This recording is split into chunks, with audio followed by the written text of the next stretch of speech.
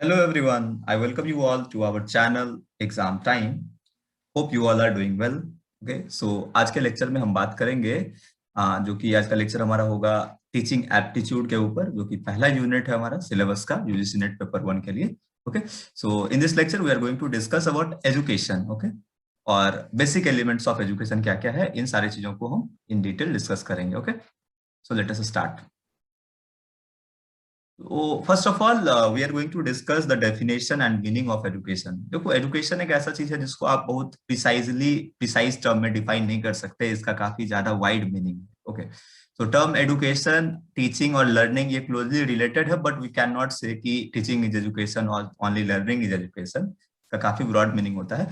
तो objective of education is learning but not teaching. Okay, तो teaching is the way to make a student learn, but it is not the only way. Teaching एक तरीका है जिससे हम बच्चों को किसी स्टूडेंट को सिखा सकते हैं, बट यही एक तरीका है ऐसा नहीं कह सकते हम. ठीक है, तो education is the key to everything that is good in our world today. तो एजुकेशन क्या है? एजुकेशन एक ऐसा रास्ता है जिससे हम पूरे संसार में जो बेहतर चीज है, जो अच्छा चीज है, उसको हम हासिल कर सकते हैं. Okay, so education is not only about the past and present, but it is also about the key to future. अब ये एजुकेशन सिर्फ पास्ट, बीते हुए कल का या जो आज है उसकी बात नहीं करता.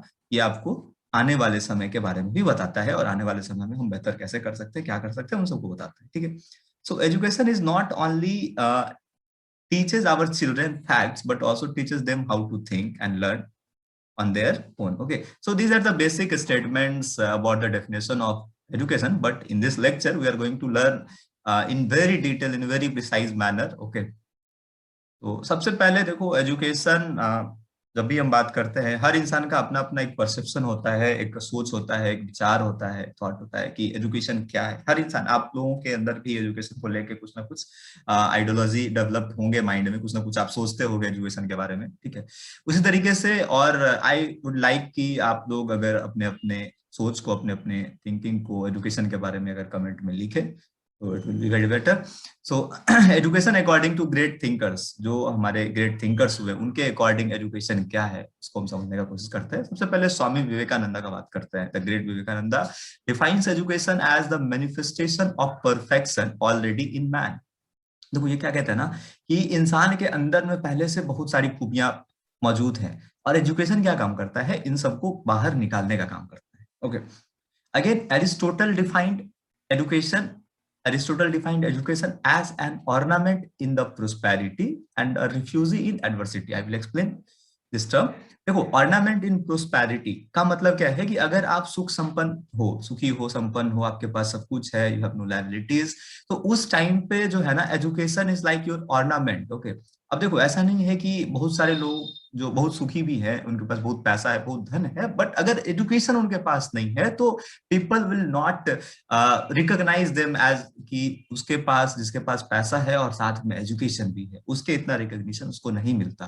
ठीक है, तो एजुकेशन क्या करता है ना, ऑर्नामेंट का काम करता है, आपको और ज्यादा निखारने का काम करता है, और आपको और ज्यादा प्रोस्परस बनाता है. ओके, सो और दूसरा स्टेटमेंट क्या है एरिस्टोटल के अकॉर्डिंग, कि रिफ्यूजी इन एडवर्सिटी. देखो, जो आपका खराब वक्त चल रहा होता है, तो एजुकेशन ही आपको उस खराब वक्त से एस्केप करने में आपका हेल्प करता है कि आप खराब वक्त से बाहर कैसे निकलोगे. तो ये स्टेटमेंट अपने आप में काफी ब्रॉड है, इससे बहुत कुछ सीखा जा सकता है, समझा जा सकता है, जो कि एरिस्टोटल का सोच था. Okay, now according to Heinrich Pestalozzi, education is the natural harmonious progressive development of man's innate power. Okay, इसका मतलब क्या है कि each human beings has immense natural. देखो, विवेकानंदा का भी मीनिंग, जो थॉट है, वो एग्जैक्टली इन्हीं के बेस पे है. दोनों का लगभग मानना सेम ही है कि हर इंसान के अंदर क्या होता है, कुछ इमेंस नेचुरल इनबॉर्न टैलेंट होता है. ओके, और एजुकेशन क्या करता है कि एक कंडक्टिव एटमोस्फेयर उसको देता है, जिससे हम क्या करें, उसको बाहर निकाल सके और उसको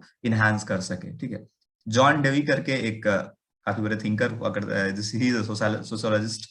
ओके, इनके अकॉर्डिंग एजुकेशन क्या है ना, it is a power by which a man is able to control his environment and fulfil his possibilities. इनके अकॉर्डिंग क्या है कि देखो, एजुकेशन आपको एक ऐसा पावर प्रोवाइड करता है जिसके अंदर आप अपने जो भी आपको चाहिए इस दुनिया में, जो भी आप फुलफिल करना चाहते हो, आपको ऐसा कंट्रोल मिलेगा कि you can get all the things, all the possibilities in the environment. Okay, now according to Froebel, Orwell के अकॉर्डिंग एजुकेशन क्या है? Education is a process by which the child develop its inner potential in a manner so as to participate meaningfully in the external environment.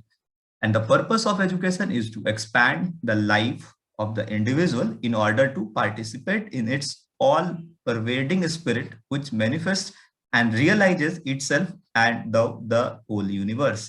देखो इसका इनका इनके accordingly ना education क्या है कि आपको ये एक ऐसा पोटेंशियल डेवलप कराता है हर एक बच्चे के अंदर में। एजुकेशन क्या है कि उसके अंदर का जो पोटेंशियल है उसको एक तरीके से आप समझ लो कि बाहर निकालना, और उसको उस पूरे यूनिवर्स में, पूरे एनवायरनमेंट में, जो हमारा एक्सटर्नल एनवायरनमेंट है उसमें मीनिंगफुली पार्टिसिपेट हम करें, ताकि उससे जो बेहतरीन चीज हो सकता है, जो बेहतर चीज हो सकता है, वो हम बाहर निकाल के ला सके और उसमें हम एक्सप्लोर कर सके। ओके, उसके बाद और कुछ फिलॉसफीज हैं, बहुत सारे दर्शन जो कि एजुकेशन के बारे में बताते हैं। ठीक है, अब सबसे पहले फिलॉसफी क्यों इंपॉर्टेंट है। और देखो फिलॉसफी अपने आप में एक काफी वास्ट सब्जेक्ट होता है, और जितने भी एस्पेक्ट है एजुकेशन के, जैसे कि इसका aim, objectives, curriculum, teaching methods, teacher, text books and discipline, basically they all are influenced by philosophy. Okay, अगर फिलॉसफी ना हो तो हम इसके एक्चुअल मीनिंग को ही नहीं समझ पाएंगे। So keeping in view that an examiner now tends to ask multidimensional aspects in a single questions, philosophy become important। अब देखो क्या है कि अभी एग्जामिनेशन काफी ज्यादा मल्टी डायमेंशनल हो गया है, तो हर एक चीज के बारे में अलग अलग डायमेंशन से आपसे पूछा जा सकता है, तो आपको फिलोसफिकल डायमेंशन जो है एजुकेशन का वो पता होना ही चाहिए। Okay, so basically there are three basis of education. Okay, तो तीन बेसिस क्या क्या है एजुकेशन का, उसको हम समझते हैं। देखो ये इन जनरल भी हम लोग काफी क्यूरियस होते हैं चीजों के लिए, तो बोला जाता है कि आप ना किसी भी चीज को अगर अच्छे से समझना चाहते हो तो उसके ऊपर तीन सवाल करो, व्हाई, हाउ एंड व्हाट। तो basically these are three basis of education. अब देखो व्हाई क्या है ना, व्हाई काफी इंपॉर्टेंट, सबसे इंपॉर्टेंट, मोस्ट इंपॉर्टेंट, और इसका आंसर कौन देता है? फिलोसफी ऑफ कोई चीज। जो भी चीज आप सीखना चाहते हो, समझना चाहते हो, तो उसके बारे में अगर व्हाई का आंसर आपको मिल रहा है, that is the philosophy of the topic और the thing you are going to learn. Okay, now how is decided by the psychology. Okay, तो हाउ का जवाब जो है वो उस चीज के साइकोलॉजी से मिलता है कि आप क्या सोचते हैं, उसका जो पूरा साइकोलॉजी है उसके ऊपर। ठीक है, now what is decided by the social needs.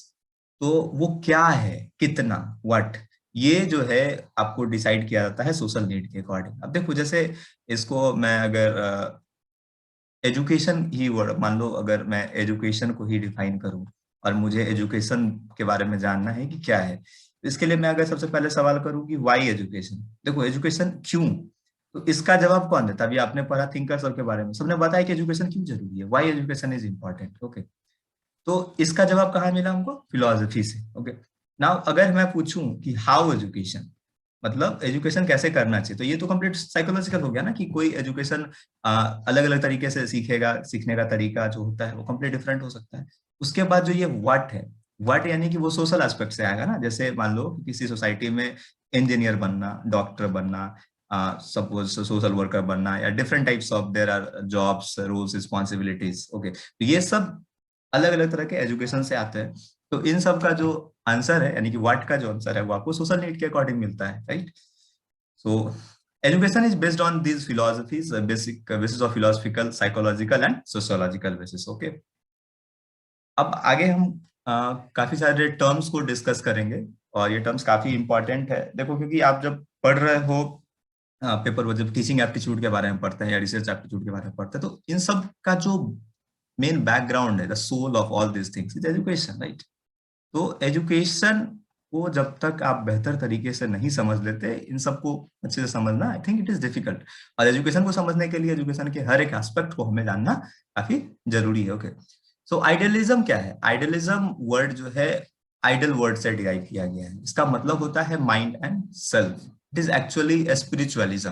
The universe, mind और God is the central in the understanding of the world. देखो आइडियलिज्म एक ऐसा विचार है ना, जहां पे हम गॉड को सोर्स मानते हैं, नॉलेज का, स्पिरिट का और माइंड का, ये सब मिला के जो है ना उसके लिए रियलिटी होता है। यानी यहाँ पे गॉड को सेंटर में रखा जाता है और हर एक चीज उनके द्वारा क्रिएट किया गया है। ठीक है, तो एब्सोल्यूट और इटर्नल वैल्यू जो है, values are absolute and eternal and are unchanging. जो वैल्यूज हैं वो एब्सोल्यूट है, वो चेंज नहीं करेंगे, बदलेंगे नहीं। ठीक है, जैसे हर एक रिलीजन में आप देखोगे अलग अलग तरह का एक जो सोच है, विचारधारा है, वो आइडियलिज्म होता है। मतलब कि एक ऐसा सोच, एक ऐसा विचार जो कि परफेक्ट है, जिसके बारे में मतलब हम एक्चुअल में एक्चुअलाइज करना उसको उतना ज्यादा वो नहीं होता, इजी नहीं होता, बट हम उसके बारे में बात करते हैं कि हाँ ये इतना इंपॉर्टेंट है, ये होना चाहिए।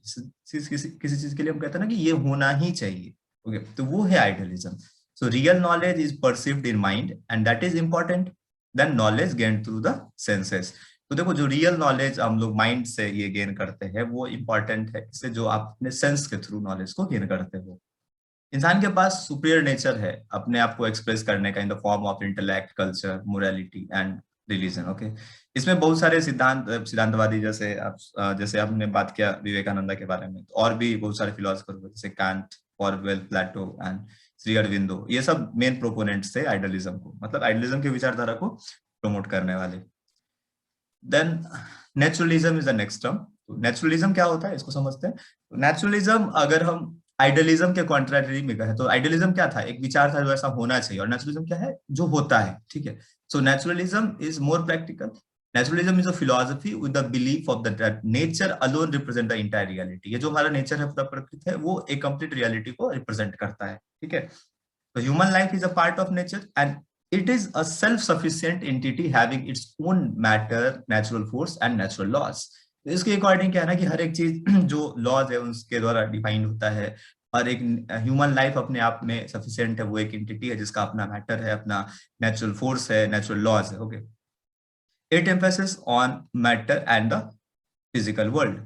It does not believe in spirituality and super naturalism. अब ये गॉड या बहुत ज्यादा इन सब चीजों के ऊपर बिलीव नहीं करता ये विचारधारा कि कहीं से कोई चीज बनाया गया है, ऐसा कुछ है। जो हमको दिखता है कि ये नेचर है, और नेचर के अकॉर्डिंगली हम अपने नॉलेजेस को, अपने सेंसेस को ओपन करते हैं और चीजों को गैदर करते हैं। ओके, तो our senses are the gateway to the knowledge. तो हमारा जो सेंस है ना, वो क्या है, नॉलेज का गेटवे, क्योंकि हम सेंस के द्वारा ही सीखते हैं। ठीक है, and nature is all the source of knowledge. तो और एक्चुअल में है ही ना। और इसको अगर हम नेचुरलिज्म की बात करें तो अगर आप फिजिक्स को अगर समझते हो तो फिजिक्स क्या बताता है आपको, नेचर और उसके लॉज के बारे में, राइट। तो नेचर ही हमारे सारे नॉलेज का सोर्स है, क्योंकि सब कुछ तो उस नेचर से ही मिला है ना। And mind is the subordinate to nature. और हमारा माइंड क्या, एक सबऑर्डिनेट है नेचर का, जो हमको उस चीजों को गैदर करके चीजों को समझने में हेल्प करता है। Okay, the educative process must be pleasurable and set in natural surrounding. उसके अकॉर्डिंग क्या है कि जो सीखने का तरीका, जो एजुकेशन का प्रोसेस है, प्रक्रिया है, वो ऐसा होना चाहिए कि प्लेजरेबल होना चाहिए, नहीं कि टफ है बहुत ज्यादा सीखना इस तरीके से। वो पूरा नेचुरल इन्वायरमेंट में तो हर एक चीज नेचुरल, जब कोई भी चीज नेचुरली आपके अंदर डेवलप होता है तो you doesn't make any effort. Okay, हमको बहुत ज्यादा एफर्ट नहीं डालना पड़ता, नेचुरली हम सीख लेते हैं चीजों को। ठीक है, and that is very fine way. Okay, तो the main protagonist of the naturalism are Tagore. अब जैसे रविन्द्रनाथ टैगोर के बारे में आपने सुना होगा, शांतिवन करके वेस्ट बंगाल में इनका है। ठीक है, जहाँ पे इन्होंने नेचुरलिज्म को काफी ज्यादा प्रमोट किया है। इनके हिसाब से एजुकेशन एक कंप्लीट ओपन एनवायरनमेंट में होना चाहिए, नेचर के साथ होना चाहिए। इनके लिए कोई टीचर, कोई गाइडलाइन, कोई सिलेबस ये नहीं होना चाहिए, नेचर से सीखे। ठीक है, फिर रोजेस है एंड उसके बाद हर्बर्ट स्पेंसर, इन सब का जो है नेचुरलिज्म को प्रमोट करने का श्रेय जाता है। Now next concept is pragmatism. Okay, देखो ये कुछ ज्यादा ही प्रैक्टिकल चीज होता है। तो pragmatism is basically a Greek word जिसका मतलब होता है कि प्रैक्टिस और एक्शन, यानी कि वो चीज जो हम प्रैक्टिस या एक्शन से गैदर करते हैं, चीजों को समझते हैं। Here the word is utility. यहाँ पे जो की वर्ड है ना, वो क्या है, यूटिलिटी है। Okay, when ever what ever is useful is good and what ever is good is useful. Okay, तो जो भी चीज यूजफुल है वो क्या है, वो गुड है, और जो भी अच्छा है वो यूजफुल है। कहने का मतलब कि अगर कोई चीज आपके काम का है तो वो अच्छा है, और कोई अगर चीज अच्छा है तो वो आपके काम का होगा, राइट। तो pragmatist live in the world of facts. ये लोग जो प्रैग्मेटिज्म को फॉलो करते हैं और जो इस विचारधारा को मानते हैं, उनके हिसाब से फैक्ट्स ही सब कुछ है, और फैक्ट्स की दुनिया में रहते हैं जो एक्चुअल में एग्जिस्ट करता है। तो प्रैग्मेटिज्म फोकस ऑन एक्टिविटी और डूइंग। ये बेसिकली करने के ऊपर विश्वास करते हैं, कोई अवधारणा नहीं कि ऐसा हुआ होगा, ऐसा हुआ होगा। हाँ, जो हम करेंगे उसके ऊपर विश्वास जताते हैं लोग। ठीक है, so there are no absolute values of life. इसके अकॉर्डिंग क्या है ना, लाइफ का कोई एब्सोल्यूट वैल्यू नहीं होता, एब्सोल्यूट मीनिंग नहीं होता कि ऐसा ही होना चाहिए। बहुत ज्यादा धार्मिक स्पिरिचुअलिज्म ये सब इसमें नहीं होता। ठीक है, truth is created during the course of experience. जो सच्चाई है, जो फैक्ट है, जो आप अनुभव करते हो अपने एक्शंस के टाइम ड्यूरेशन में, तो जो आप फील करते हैं वही ट्रूथ जो है क्रिएट होता है कोर्स ऑफ एक्शंस के दरमियान। Okay, so humans are active being and have the ability to solve their problems. अब देखो क्या बोला गया कि ह्यूमन जो है एक एक्टिव बीइंग होता है और अपने एबिलिटी से प्रॉब्लम्स को सॉल्व कर सकता है, अपने लॉजिक से, एक्सपेरिमेंट से और साइंटिफिक मेथड से। अगर कोई भी इंसान को दिक्कत आता है, कुछ समस्या का समाधान सामना करना होता है, तो वो समस्या को सॉल्व करता है with their logic, experiments and scientific methods. तो मेन थिंकर जो रहे हैं प्रैग्मेटिज्म के, वो हैं John Dewey, Kilpatrick. So basically both of them are the major thinkers to promote this philosophy called pragmatism. Okay, I hope समझ में आया होगा आप लोगों को। सो बढ़ते हैं नेक्स्ट कॉन्सेप्ट के ऊपर। This is constructivism. Okay, so ये क्या है? The learner actively construct knowledge. इसके अकॉर्डिंग जो लर्नर है ना, वो ज्ञान को बनाता है। So basically learner construct the knowledge. So जो मेन विचारक हैं इसके, John Piaget and J S Bruner, they believe that the learning involves an active processing information and that each individual activity organizes construct knowledge for itself। इनके according क्या है कि देखो एक प्रक्रिया है जिसमें हर एक इंडिविजुअल एक्टिविटीज ऑर्गेनाइज करता है और नॉलेज को कंस्ट्रक्ट करता है, बनाता है। So basically educational psychology believes that there are developmental stage for knowledge organization। अब इनके अकॉर्डिंग क्या है कि जो डेवलपमेंट नॉलेज है, ऑर्गेनाइजेशन उसका क्या है, डेवलपमेंटल स्टेजेस है। ठीक है, उसके अकॉर्डिंग हम समझते हैं। जीन पिजेट के अकॉर्डिंग एकोमोडेशन एंड एसिमिलेशन, ये सब क्या है, बेसिक है लर्निंग का, एकोमोडेशन और assimilation. New learners develop new schema through the accommodation. Okay, अब देखो ये स्कीमा क्या होता है। स्कीमा मतलब कि जैसे आप कोई भी चीज को, आप जैसे मान लो कि आपके दिमाग में कुछ बोला गया, सपोज मैंने बोला कि ट्री। ओके, सपोज मैंने बोला ट्री, तो आपके माइंड में ट्री के लिए ना एक एक थॉट डेवलप हुआ होगा, एक इमेज डेवलप हुआ होगा। आपके हिसाब से ट्री एक ऐसा कुछ होता है जिसके ऊपर में मतलब कुछ ऐसा चीज जिसमें पत्ते लगे होते हैं, एक बड़ा सा तना होता है, ब्रांचेस होते हैं, इस तरह का चीज आपको दिमाग में ऐसा आया होगा। ठीक है, और एसिमिलेशन क्या होता है कि अब जैसे जैसे और आप डीप में जानोगे इन द प्रोसेस, आप बढ़ोगे आगे, तो फिर आपको और भी इसमें कुछ इन्फॉर्मेशन ऐड होता चला जाएंगे। अच्छा, पेड़ में फल भी लगता है, अच्छा पेड़ लंबा भी होता है, तो ये आपका कैरेक्टरिस्टिक्स क्या है, इसमें ऐड होता चला जाता है। तो basically this process is called assimilation. Okay, और आगे और आप जब तक जाओगे, बढ़ते जाओगे और भी बहुत सारा जानकारी मिलेगा। ठीक है, बहुत सारा जानकारी मिलता जाएगा। तो बेसिकली और इसको आप अपने अंदर मतलब पूरा कंप्लीट ये कर पाते हो through accommodation. Okay, so new experiences are assimilated into already existing schemas और they may be accommodated by creating new schemas. अब देखो एक तो है कि जो पहले से एग्जिस्टिंग है, हम प्रोसेस से वो करते करते उसको क्या करते हैं, सीखते रहते हैं और उसमें ऐड ऑन करते हैं। और कुछ ऐसा होता है कि नया स्कीमास भी डेवलप किया जाता है। जैसे कुछ है नहीं पहले से, लेकिन फिर भी हम उसको क्या करते हैं, उस थ्योरी को डेवलप करते हैं, चीजों को समझते हैं और फिर वो बनाते हैं। ठीक है, so basically this is constructivism. तो नेक्स्ट टॉपिक है हमारा ह्यूमनिज्म। ह्यूमनिज्म, अब देखो मानववाद ये क्या होता है ना, it is a reasonable balance in life and regards human as the centre of and measure of all activities. तो इंसान को ये सेंटर में रखता है ये थ्योरी। ओके, जो है इंसान वो हर एक चीज के बीच में है और इसी के लिए सब हो रहा है, इसी के अकॉर्डिंग सब हो रहा है सब कुछ। ठीक है, तो humanism believes that the interest and welfare of all human being. तो इसके अकॉर्डिंग जो भी हम लोग सीखते हैं, जानते हैं, वो ह्यूमन बीइंग के वेलफेयर और उसके इंटरेस्ट के लिए करते हैं। ठीक है, तो the life of human being should be transform so that, मतलब ह्यूमन लाइफ को कुछ इस तरीके से बनाना होता है कि इसका जो मकसद है, इसका जो काम है, वो वेलफेयर ऑफ ऑल, सबके कल्याण के लिए हो। और वही उसका गोल होता है कि हम कुछ सीखे, कुछ करें तो ऐसा कि उससे दूसरों का कल्याण हो, सबका कल्याण हो। ठीक है, so basically the form of learning is on self actualisation. तो लर्निंग का जो फॉर्म है बेसिकली ये किसके ऊपर है, सेल्फ एक्चुअलाइजेशन के ऊपर। ठीक है, it advocates cooperation, mutual tolerance and social understanding. ठीक है, तो ये काफी प्रैक्टिकल है। हम सब ह्यूमन हैं और we all know that this facts की क्या होता है ह्यूमनिज्म। ठीक है, आई होप समझ में आया हो आपको। ओके, सो नेक्स्ट टॉपिक की ओर बढ़ते हैं।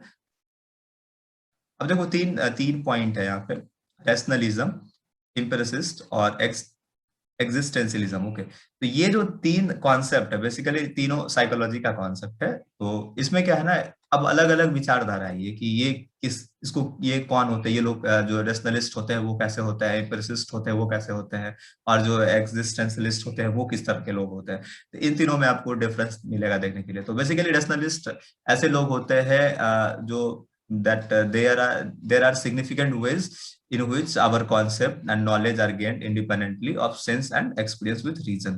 अब देखो इनके लिए क्या है ना कि रीजन इंपॉर्टेंट होता है, कि ये लोग मतलब किसी भी चीज को सीखेंगे ऐसे नहीं, मतलब हर एक चीज को सीखने के लिए ये क्या करेंगे, सवाल करेंगे, and you will find a appropriate reason. और इनको एक रीजन चाहिए, और जब तक रीजन नहीं मिलेगा वो क्लियर नहीं होगा उनके लिए। तो सेंस एक्सपीरियंस से क्या करते हैं, ये लोग चीजों को समझते हैं इंडिपेंडेंटली। मतलब ऐसा नहीं है कि अब ये कोई चीज ऐसा है जो किसी और चीज से जुड़ा हुआ है, या किसी और चीज से जुड़ा हुआ है और पूरा एक तरीके का एक वेब बना हुआ है, ऐसा नहीं।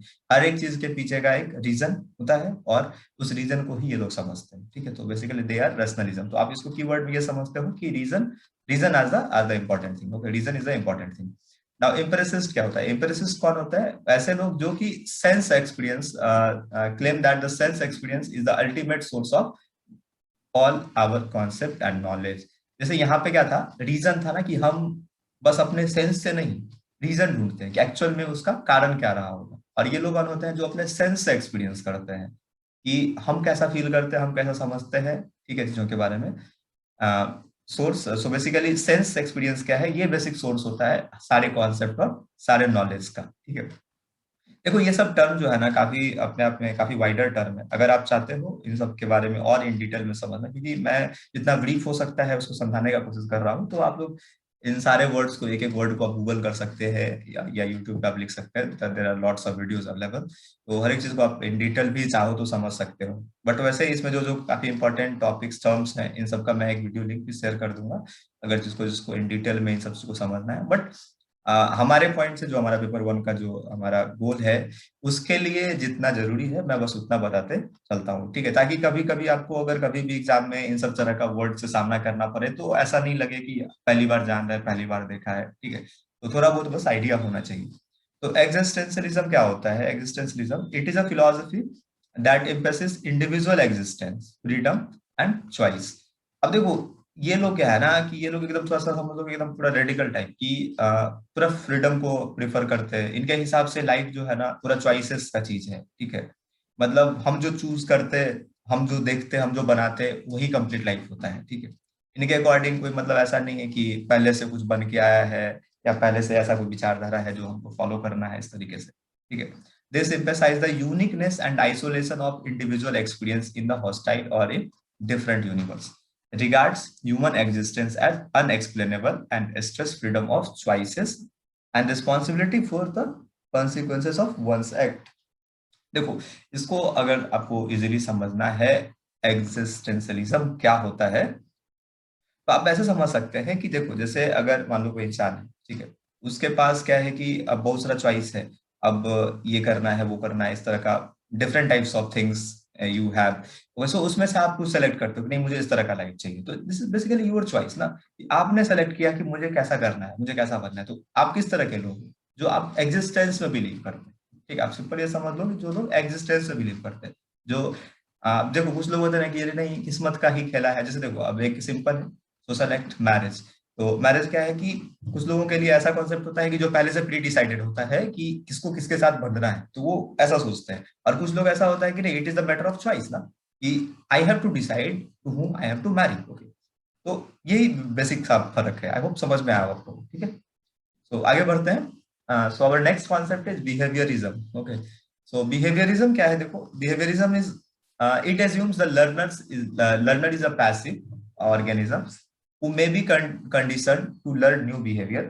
अब देखो जैसे इसको आप ऐसा समझ लो कि सीखने का ऐसा तरीका है जैसे कि हम एक बच्चे को, अब मान लो एक बच्चा है अबोध है, उसको कुछ पता नहीं होता कि क्या करना होता, आपको धीरे धीरे करके उसको सिखाते हो, बोलते हो ए तो वो ए बोलता है, फिर आप बोलते हो बी तो वो बी बोलता है। तो जो बेसिक स्टेज होता है मतलब उसके बिहेवियर से, फिर उसको धीरे धीरे करके वो बड़ा होता है, फिर आप उसको अलग अलग तरीके से चीज सिखाते हो, फिर उसको कुछ दिखा के बताते हो। यानी कि जब आप उसके बिहेवियर यानी कि उसके व्यवहार से, मतलब जैसे अभी वो ऐसा कुछ किया, अभी एक तरह का एक्ट किया, फिर अगले पल में वो दूसरे तरह का एक्ट करेगा, तो पीछे का जो वो उसका एक्ट किया हुआ है उससे वो लर्न करता है, उससे वो सीखता है।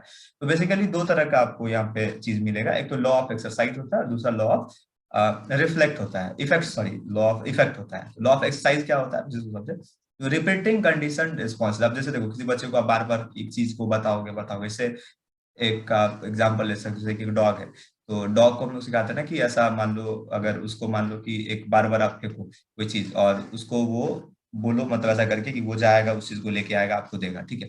और वो इसलिए करता है क्योंकि उसके पीछे का, जैसे मान लो आपने उसको कुछ ऐसा स्टिमुलस दिया होगा कि जैसे वो आएगा तो आप उसको बिस्किट या कुछ ऐसा दोगे खाने के लिए, तो वो बार बार उस चीज को रिपीटेडली करेगा, ठीक है। या फिर आप ऐसे देख सकते हैं कि ट्रेनिंग देके बार बार रिपीटेडली एक्सरसाइज करा करा के हम क्या करते हैं, उसको चीजों को समझाते हैं, ठीक है। तो कुछ ऐसा स्टिमुलस होता है उसके लिए। अब जैसे बच्चे को ही सिखाने के लिए, बताने के लिए क्या करना, हमको कुछ स्टिमुलस प्रोवाइड करना पड़ता है, तब जाके वो सीखता है, ठीक है। तो ये बेसिकली है लॉ ऑफ एक्सरसाइज। अब स्टिमुलस, मैं ये कह रहा हूँ कि कोई भी चीज है उसके पीछे आपको कुछ ना कुछ स्टिमुली तो होता है, कुछ ना कुछ कारण तो होता है जिसके लिए आप कोई चीज करते हो। अब जैसे मान लो कुत्ता भी आपके लिए वो क्यों लाके दे रहा है, क्योंकि उसको लगता है कि वहां से लाके देगा तो वो आप उसको कुछ रिवार्ड दोगे, ठीक है, that's why he is doing. तो वो आप उसके बिहेवियर से उसको सिखा रहे हो, है ना। तो यही है लॉ ऑफ एक्सरसाइज। उसके बाद लॉ ऑफ इफेक्ट। तो law of effect is the principle of reinforcement and punishment, pleasure and pains resulting from previous behavior decides our future behavior। अब देखो, जो पहले ही मैंने बताया कि ये एक ऐसा है कि जो इफेक्ट के ऊपर काम करता है, यानी कि आपने जो चीज किया, आपने मेहनत किया, आपने पेन को ये सहा है, ठीक है। तो आगे चल के जब आप कोई चीज नया करोगे, तो जो पीछे का आपका किया हुआ एक्ट होता है, आप अपने ही बिहेवियर से आगे के एक्ट्स को सीखते हो, ठीक है। So basically this is called law of effect. Okay, hope यहाँ तक क्लियरली समझ में आया होगा सबको, ठीक है। Now next term is gestalt psychology. Okay, so gestalt psychology क्या है, इसको देखते हैं। It is believe that the whole is greater than the sum. देखो, यही इसका basic philosophy, whole is greater than sum. ये पूरा, और ये जो बहुत सारे पार्ट से बना है, वो ये पूरा इन सारे पार्ट से बना है, ठीक है। ये है बेसिक फिलॉसफी। इसका मतलब क्या है, इसको समझना, ठीक है। देखो, ह्यूमन बॉडी के अंदर में क्या है, सेल्स है, टिश्यूज है, ऑर्गन्स है, सिस्टम्स है, ठीक है। ये सब क्या है, ये पूरा एक ओवरऑल कंपोनेंट है। ह्यूमन बॉडी उसका पार्ट है, और ह्यूमन बॉडी को अगर हम एज ए होल देखें, तो वो क्या है, इन सब सम ऑफ पार्ट से ग्रेटर है। This is because the parts are inter related to each other. अब देखो, Gestalt psychology demonstrated the significance of perception. अब ये परसेप्शन का सिग्निफिकेंस क्यों है यहाँ पे, it showed that a complex learning need not occur gradually through lengthy practice but may develop through insight. तो हम चीजों को इनसाइट्स के जरिए जानते हैं। हम देखो, जैसे आप यहाँ पे बहुत सारा इमेजेस देख रहे होंगे, यहाँ पे देखो, जैसे ये वाला इमेज है, अगर आप मैं इसको दिखाऊं तो इसको देखने का अलग अलग नजरिया हो सकता है। एक लोग ये, जैसे ये इनकम्प्लीट सर्कल है, 3 इनकम्प्लीट सर्कल आप देखोगे, एक आप इनकम्प्लीट ट्राइंगल देखोगे। आप अगर देखो तो यहाँ पे आपको एक ऐसा ट्राइंगल भी यहाँ से दिख रहा होगा, जो कि ये व्हाइट वाला जो रीजन है, आपको ये एक ट्राइंगल भी दिख रहा होगा। किसी को वो कंप्लीट इनकम्प्लीट ट्राइंगल दिख रहा होगा, ट्राइंगल का 3 हिस्सा, जबकि इसमें कंप्लीट ट्राइंगल एक भी नहीं है, लेकिन फिर भी आप अगर देखो एक बार से, तो आपको यहाँ पे एक ट्राइंगल दिखेगा, राइट। तो जैसे यहाँ पे देखो, ये आपको दिख रहा होगा बहुत सारा बबल्स है। तो इसमें हम देखते हैं क्या कि जैसे ये सारा बबल्स, ये जो कॉलम्स में बबल्स है, तो इन सारे कॉलम्स में देखोगे आप, तो इसे black black black white black white black white ऐसा करके इसमें एक पैटर्न बन रहा है। तो इससे क्या हो सकता है ना कि आप अपने अपने अकॉर्डिंग अपना अपना इंसाइट से चीजों को अंडरस्टैंड करते हैं। जैसे ये चीज है, यहाँ पे देखो, इसमें आपको किसी में अलग अलग तरह का दिखेगा, इसमें जैसे वाई दिखेगा, इसमें कुछ तरह का एरो दिखेगा, लेकिन असल में ना ये वाई है ना, ये एरो है। तो चीजों को रिप्रेजेंट किया गया अलग तरीके से, और जैसे आप तरह तरह की चीजों को ऑब्जर्व करते हो, तो एक ही चीज को 2-3 तरीके से समझा जा सकता है, एक ही चीज को 2-3 तरीके से बताया जा सकता है। तो बेसिकली यही है गेस्टाल्ट साइकोलॉजी। बेसिकली देखो, ये कंप्लीट एक अपने आप में ये पूरा सब्जेक्ट है। जो साइकोलॉजी के स्टूडेंट होते हैं वो इन डिटेल इसको पढ़ते हैं, बट हमें उतना इन डिटेल नहीं जानना। जो बेसिक इस टर्मिनोलॉजी का जो मतलब है वो समझना होता है, ठीक है। That's why we are discussing, okay, in detail. फिर भी अगर आपको और आगे इसमें जानकारी चाहिए तो you can Google it out, okay.